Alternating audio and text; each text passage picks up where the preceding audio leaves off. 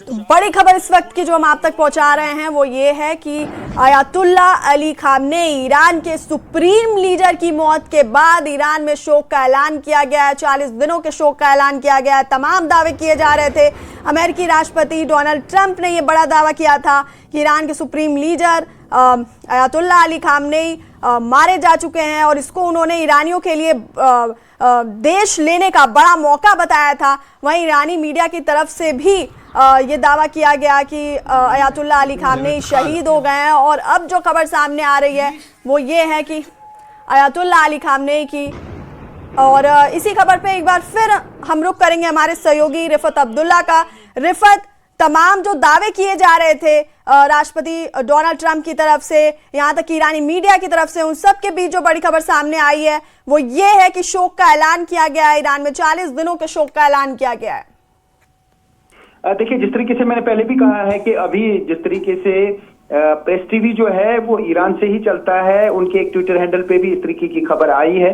उसका मतलब है कि ईरान की कुछ एजेंसीज भी ये कैरी कर रही हैं कि अयातुल्ला खामनेई को असैसिनेट किया गया है, जो अमेरिका और इसराइल ने पहले ही दावा किया था और डोनाल्ड ट्रंप ने दावा किया था कि अयातुल्ला खामनेई को टारगेट किया गया है, उनकी मौत हुई है। और अब कुछ और एजेंसीज भी जो हैं, जो इंटरनेशनल न्यूज एजेंसीज हैं, वो भी यही बता रहे हैं कि ये खबर सही है। हालांकि अभी भी ऑफिशियल कंफर्मेशन अवेटेड है। ऑफिशियली जो है, चाहे वो फॉरेन मिनिस्टर हो या बाकी IRGC हो, उनकी तरफ से कोई ऐसी खबर नहीं आई है इसकी कंफर्मेशन की, बल्कि वो लगातार ये दावा करते रहे कि वो बिल्कुल जिंदा हैं और वो लगातार कमांड दे रहे हैं।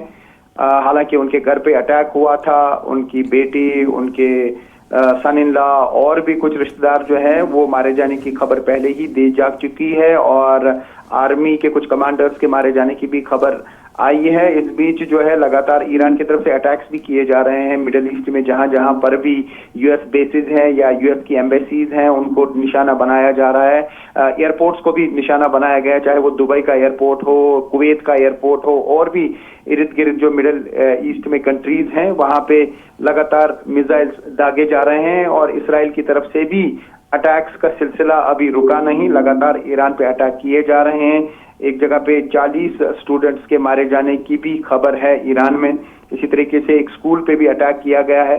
तो काफी एरियाज जो हैं उनको निशाना बनाया गया है। बताया जा रहा है कि 500 से ज्यादा ऐसे एरियाज हैं जिनको टारगेट किया है इजरायली फोर्सेस और अमेरिकन फोर्सेस ने एक साथ मिलके। तो फिलहाल दोनों तरफ से जो है अटैक्स का सिलसिला जारी है, लेकिन इस बार हमने ये देखा कि पूरा मिडल ईस्ट इस वक्त क्राइसिस में है। फ्लाइट्स कैंसिल हो रही हैं, एयरपोर्ट्स कर दिए गए हैं। और क्योंकि जिस तरीके से ईरान की तरफ से इन सारे एरियाज को टारगेट किया जा रहा है, दूसरी तरफ से इसराइल लगातार ईरान को टारगेट कर रहा है और जहां जहां से भी मिलिट्री बेसिस जहां पर भी US की हैं वहां से ऑपरेट किया जा रहा है और ईरान पे हमले लगातार जारी हैं। और रिटाइलेट जो कर रहा है ईरान इन सब जगहों पे कर रहा है जहां जहां से उन पे अटैक हो रहे हैं। बिल्कुल रिफत, एक तरह से चेन रिएक्शन देखने को मिल रहा है। पहले इजराइल ने अटैक किया, उसके बाद ईरान, फिर लगातार ये अटैक्स जारी हैं। लेकिन ईरान लगातार ये दिखाने की कोशिश कर रहा है कि अयातुल्ला अली खामनेई जिंदा हैं, उनकी मौत नहीं हुई है, वो लगातार कमांड दे रहे हैं। लेकिन ये जो खबर सामने आ रही है, इसके बाद आपको क्या लगता है कि किस तरह से ये जो हमले शुरू हुए हैं वो मिनी वर्ल्ड वॉर की तरफ जाते दिखाई दे रहे हैं? अब देखिए, ये क्या पाना मुश्किल है कि मिनी वर्ल्ड वॉर हो, क्योंकि अगर ये खबर सच है तो एक बहुत बड़ा नुकसान है ये, फिर ईरान के लिए एक बहुत बड़ा दचका है।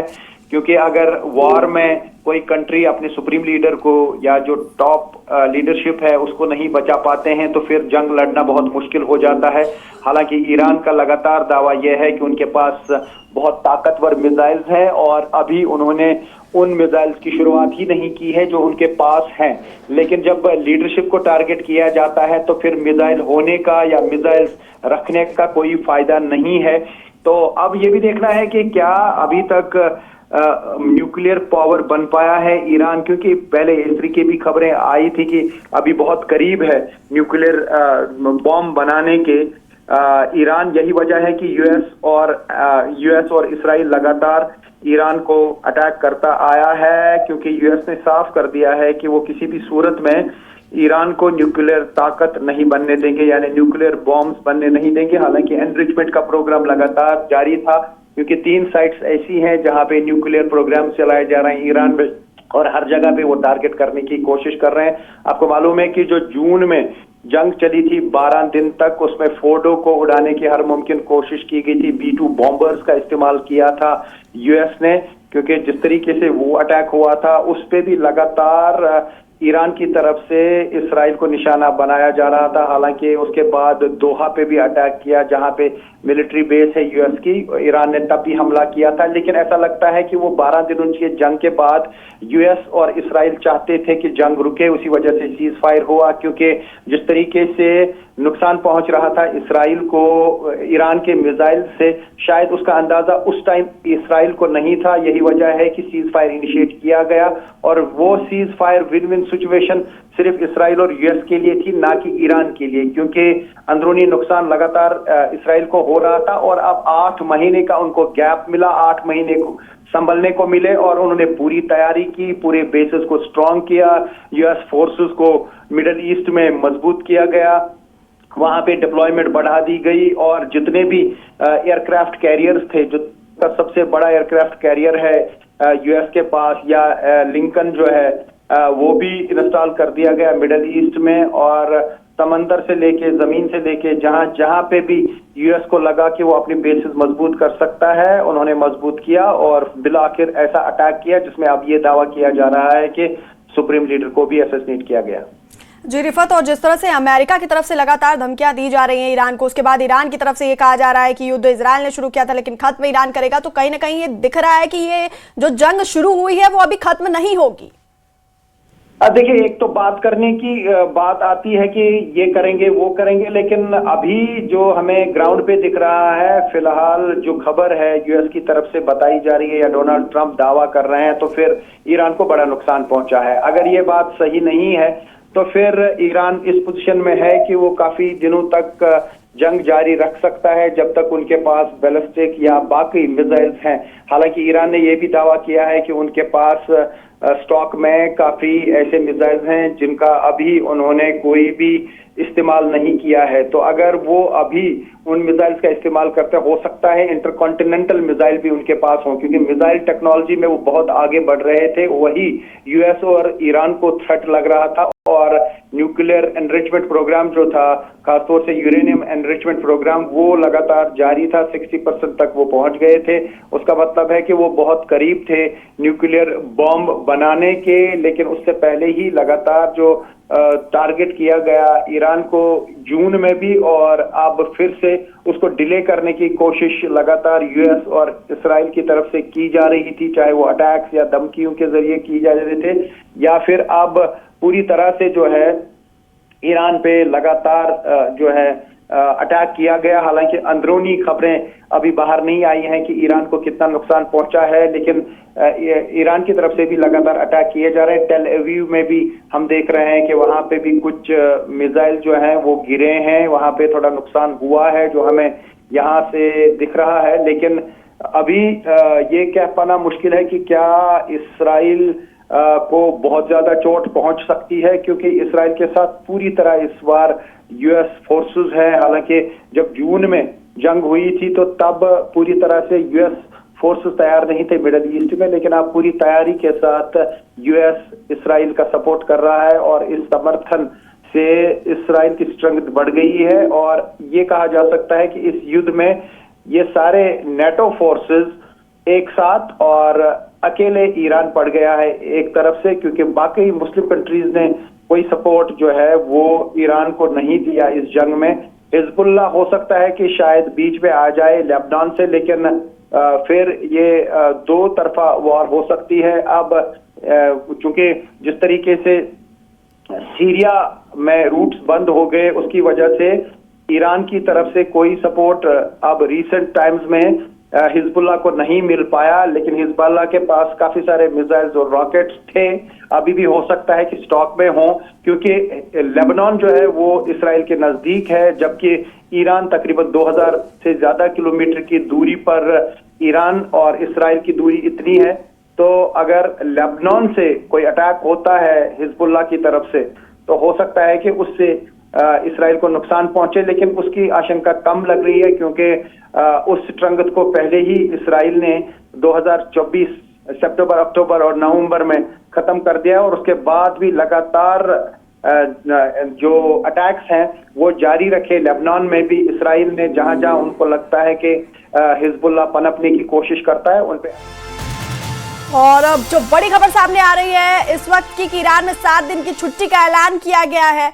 बड़ी खबर इस वक्त की 40 दिनों के शोक का ऐलान किया गया है और आज ही ईरान में नए नेता का ऐलान किया जाएगा। तो ये ईरानी मीडिया की तरफ से लगातार ये तमाम खबरें सामने आ रही है। बड़ी खबर आपको बता दें कि आज ही ईरान में नए नेता का ऐलान किया जाएगा। ईरान में 7 दिन की छुट्टी का ऐलान किया गया है, 40 दिनों के शोक का ऐलान किया गया है। बड़ी खबर इस वक्त की जहां पर जो सामने आ रही है वो ये है कि ईरान में 7 दिन की छुट्टी का ऐलान किया गया है।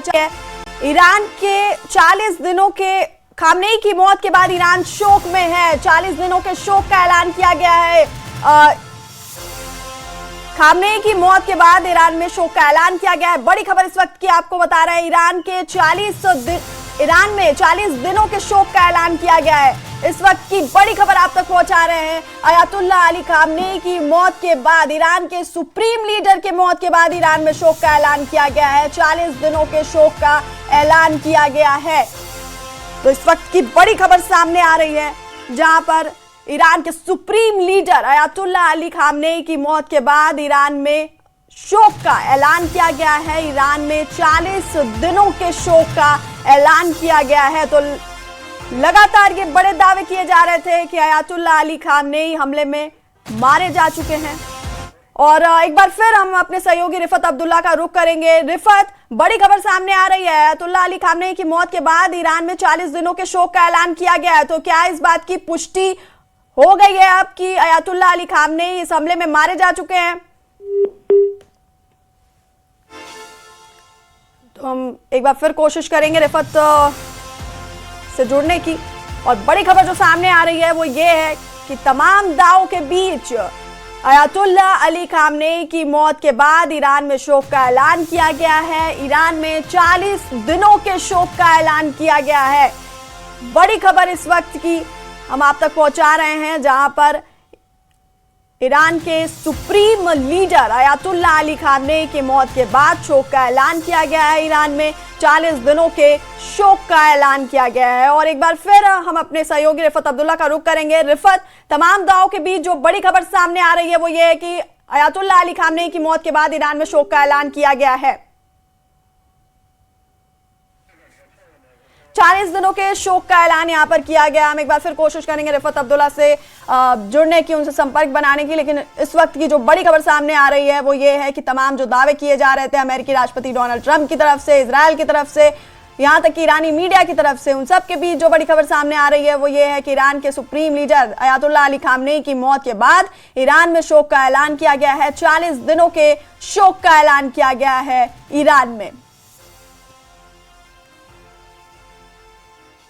तो ईरानी मीडिया की तरफ से भी ये दावा किया जा रहा था कि इस हमले में ईरान के सुप्रीम लीडर मारे जा चुके हैं, वो शहीद हो गए हैं। और अमेरिकी राष्ट्रपति डोनाल्ड ट्रंप की तरफ से भी ये सोशल मीडिया पोस्ट के जरिए ये दावा किया गया था। इजराइल की तरफ से भी ये दावा किया जा रहा था। और इन सब के बीच जो बड़ी खबर सामने आ रही है वो ये है कि ईरान के supreme leader Ayatollah Ali Khamenei की मौत के बाद ईरान में शोक का ऐलान किया गया है। ईरान में 40 दिनों के शोक का ऐलान किया गया है। बड़ी खबर इस वक्त की आप तक पहुंचा रहे हैं जहां पर ईरान के सुप्रीम लीडर की मौत के बाद ईरान में शोक का ऐलान किया गया है। 40 दिनों के शोक का ऐलान किया गया है। और लगातार दावे किए जा रहे थे कि अयातुल्ला अली खामनेई की मौत हो गई है। ईरानी मीडिया की तरफ से भी बड़ा दावा किया गया था। राष्ट्रपति डोनाल्ड ट्रंप, अमेरिकी राष्ट्रपति डोनाल्ड ट्रंप ने सोशल मीडिया पोस्ट के जरिए ये दावा किया था। और इन सब के बीच जो बड़ी खबर सामने आ रही है वो ये है कि अयातुल्ला अली खामनेई की मौत के बाद ईरान में शोक का ऐलान किया गया है। ईरान में 40 दिनों के शोक का ऐलान किया गया है। और ईरानी मीडिया की तरफ से बड़ा दावा किया गया है खामनेई शहीद हो गए। बड़ी खबर इस वक्त की सामने आ रही है, ईरानी मीडिया की तरफ से ये दावा किया गया है कि अयातुल्ला अली खामनेई शहीद हो गए। आपको बता दें कि अब से थोड़ी देर पहले ईरानी मीडिया ने ये कहा था कि ऐसा कुछ भी नहीं हुआ है, और थोड़े टाइम पहले हमने देखा था कि किस तरह से अयातुल्ला अली खामनेई का सोशल मीडिया पोस्ट भी आया था। लेकिन यहाँ पे बड़ा दावा, यहाँ पे बड़ी खबर सामने आ रही है ईरानी मीडिया की तरफ से, जहां पर ये कहा जा रहा है कि अयातुल्ला अली खामनेई शहीद हो गए हैं। ईरानी मीडिया की तरफ से ये बड़ा दावा किया जा रहा है कि अयातुल्ला अली खामनेई, ये ईरान के सुप्रीम लीडर, शहीद हो गए हैं।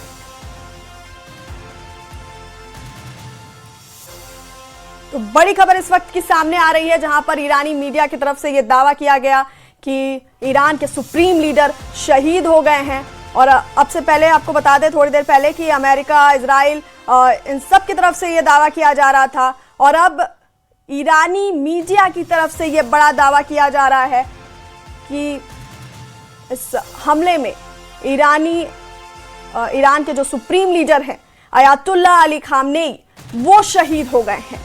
तो बड़ी खबर इस वक्त की सामने आ रही है ईरानी मीडिया की तरफ से, जहां पर ईरानी मीडिया का बड़ा दावा सामने आ रहा है कि ईरान के supreme leader Ayatollah Ali Khamenei शहीद हो गए हैं। तो खामनेई शहीद हो गए हैं, ईरानी मीडिया की तरफ से ये बड़ा दावा किया जा रहा है, और ये बड़ी खबर सामने आ रही है।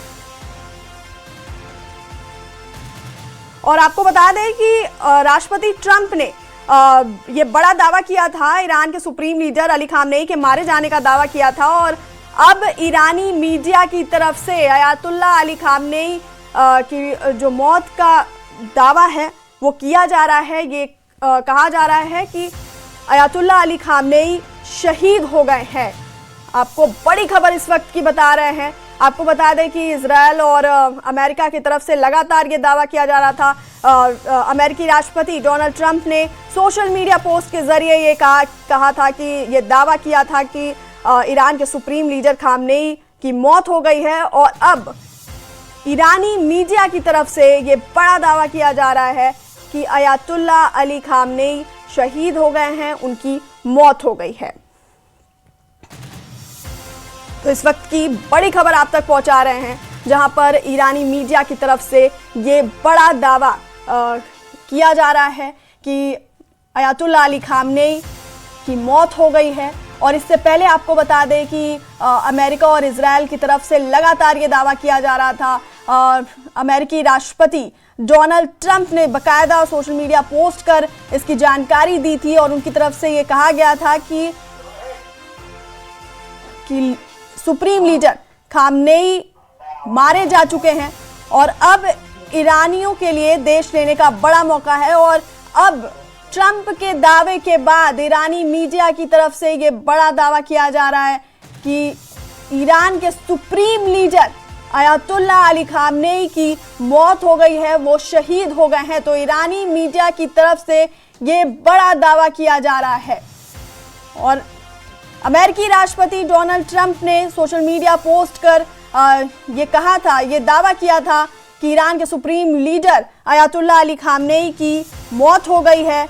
और जो खामनेई एक संयुक्त अमेरिकी इजरायली हमले में मारे गए हैं, और इसके साथ ही उन्होंने खामनेई को इतिहास के सबसे क्रूर लोगों में से एक बताया था, और यह भी कहा था कि ईरान की जनता के लिए अपना देश वापस पाने का यह बड़ा मौका है। और अब ईरानी मीडिया की तरफ से ये बड़ा दावा किया जा रहा है कि ईरान के supreme leader Ayatollah Ali Khamenei की मौत हो गई है।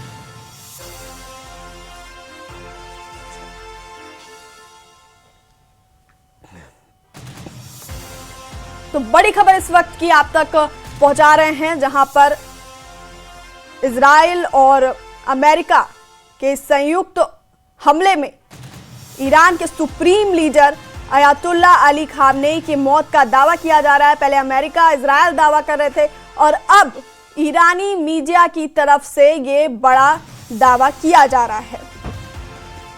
और ये दावा किया जा रहा है कि ईरान के supreme leader Ayatollah Ali Khamenei मारे जा चुके हैं, वो शहीद हो चुके हैं। ईरानी मीडिया की तरफ से ये बड़ा दावा किया जा रहा है।